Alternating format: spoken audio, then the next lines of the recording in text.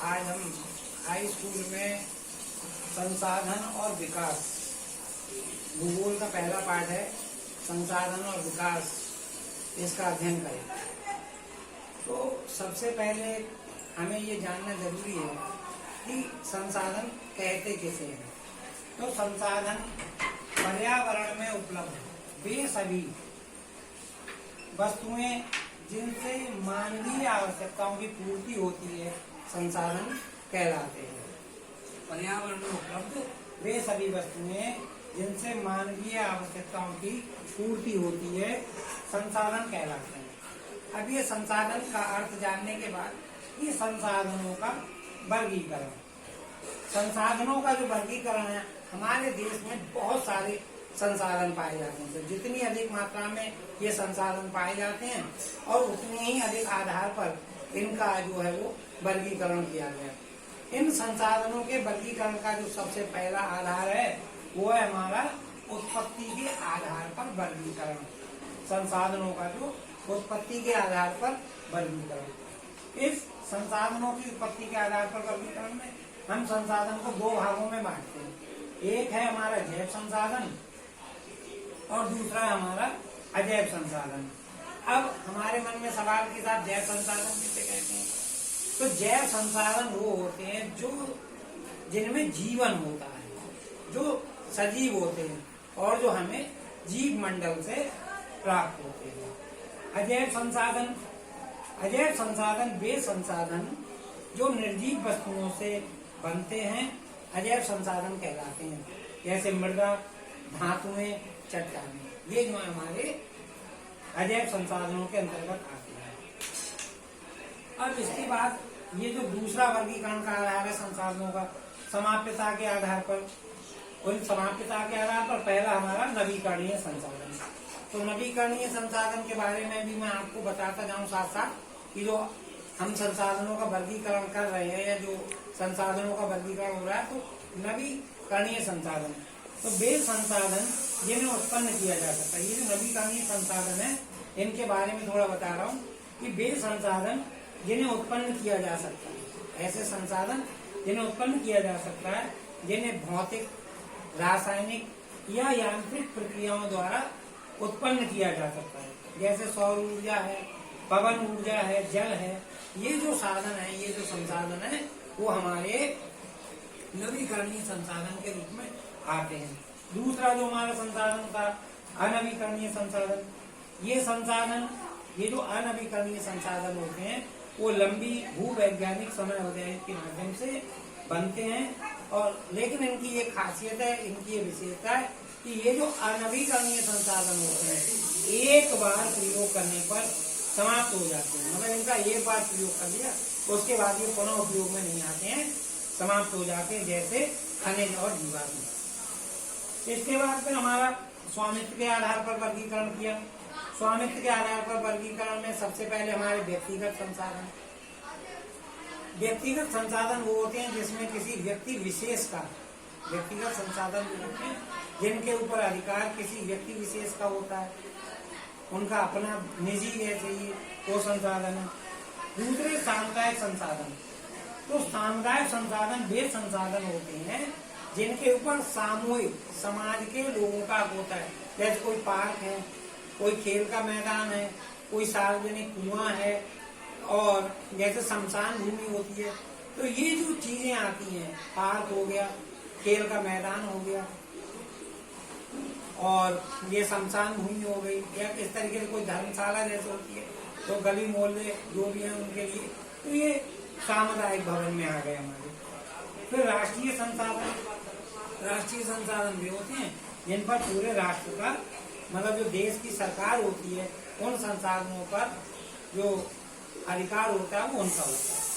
इसके बाद जो चौथा आधार है, चौथा आधार जो है वो संसाधनों के वर्गीकरण का, वो जो हमारा है वो विकास के आधार पर। एक हमारा जो है वो संभावी संसाधन और दूसरा हमारा विकसित संसाधन।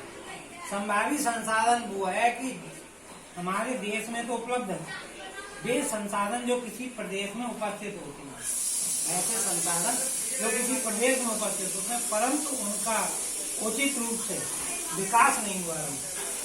मतलब उनका भी ऐसे सौर ऊर्जा गुजरात है, राजस्थान है, यहाँ सौर ऊर्जा है, पवन ऊर्जा है, इनके काफी संभावना है, लेकिन अभी इनका विकास जो है पूर्ण रूप से अभी नहीं हो पाया। विकसित संसाधन तो वे संसाधन, विकसित संसाधनों के अंतर्गत हमारे ऐसे संसाधन आते हैं जिनका सर्वेक्षण किया जा चुका है और उनके उपयोग की गुणवत्ता और मात्रा निर्धारित की जा सके।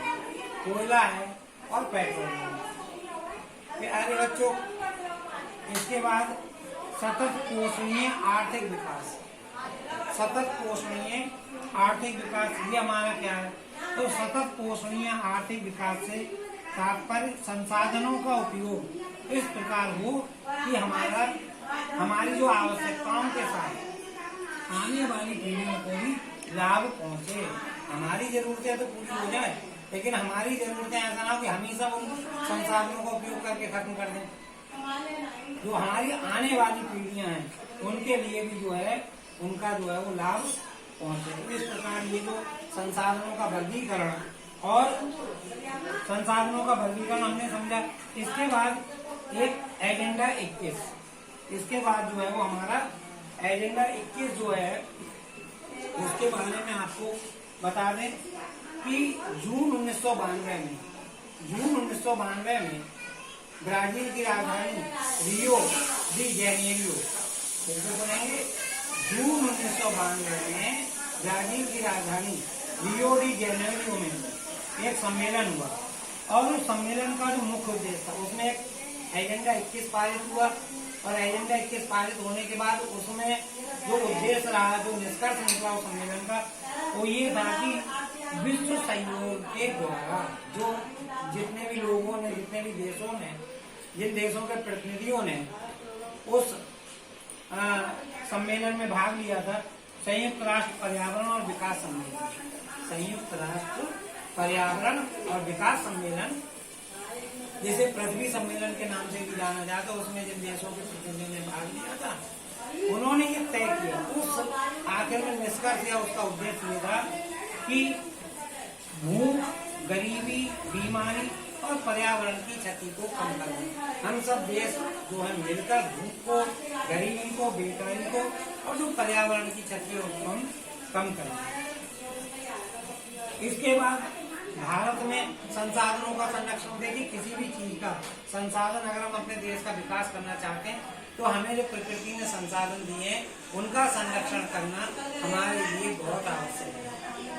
1987 में ब्रटलैंड कमीशन, हमारे यहाँ 1987 में एक ब्रटलैंड कमीशन बना और उसकी रिपोर्ट में व्यापक रूप से संसाधन संरक्षण की आवश्यकता का उल्लेख किया गया और गांधी जी का संसाधन के संरक्षण के संबंध में महात्मा गांधी जी का कथन है कि हमारे पास व्यक्ति की आवश्यकता की पूर्ति के लिए बहुत कुछ है, व्यक्ति की जो जरूरतें हैं उनके लिए बहुत कुछ है, लेकिन किसी की लालच की संतुष्टि के लिए, मतलब पेट भरने के लिए तो है, पेट ही भरने के लिए है नहीं। लालच बुरी बला है और लालच कभी पूरा नहीं होता।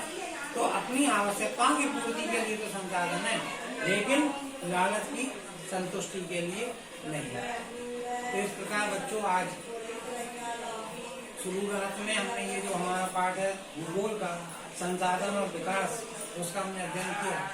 इसके आगे का भाग कल पढ़ाएंगे और आपको इसमें कोई समस्या हो इसके लिए मैं 4 पेज के लिखित नोट्स ये आपको भेज रहा हूँ, उनको पढ़ लें, वीडियो देख लें और अगर आपको कोई दिक्कत हो तो आप अपना प्रश्न मुझसे पूछ सकते हैं। धन्यवाद।